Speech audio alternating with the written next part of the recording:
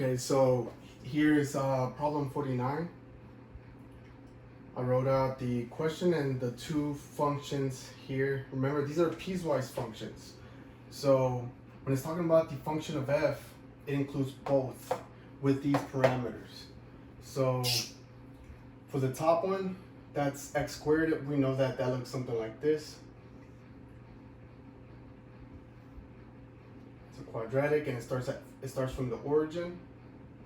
Okay, but we know that it's only for x's that are less than or equal to 0. So less than my x's that are less than or equal to 0. So it'll just be the left side of the curve.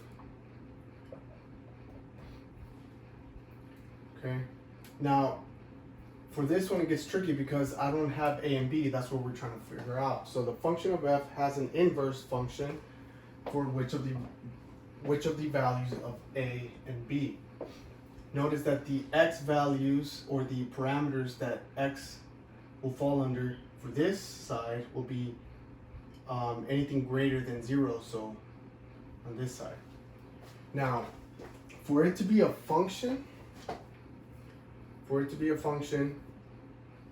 especially when we're dealing with inverse functions, this is what we resort to. Okay, the horizontal line test. So you may want to go back and just take a look at what this means. Horizontal line test is used to find out if its inverse is a function. So is that what we're trying to figure out? Function of f has an inverse function. So it says it has an inverse function. Okay, so it has to meet or pass the horizontal line test, meaning I can't have, let's say, a second, if this were a linear equation, I can't have something like this, because then it would hit here and here. So that would not be a function. So I'm going to erase this. I'm going to say, okay, well, I need my line to be something. Has to start from anywhere down here. I can't start it here. Let's say if I had a linear equation for this second one, this would not pass the horizontal line test. Okay, so from the looks of it, my line has to start anywhere from below 0. Anything less than 0 on my y-axis. Okay, so it has to look something like this. Okay, now for this to happen here, my b, or my y-intercept, so I'm going to write that equation here. Y equals ax plus b. This is kind of like saying mx plus b. So b would be my y-intercept. So let's say my y-intercept has to be anything below 0. So let's say at 1. So let's say here, -1. -1. And my slope would have to be a negative slope because I'm going down the hill. Okay. That way it passes my horizontal line test.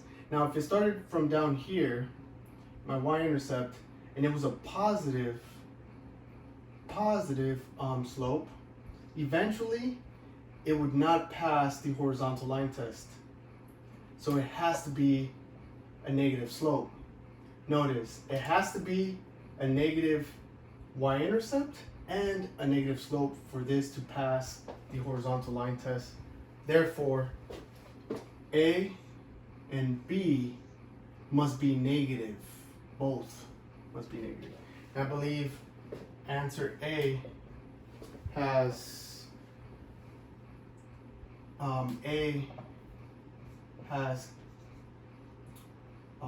value A equaling -1 and value B equaling -2. It's the only option from A, B, C, and D that you could choose from that has two negative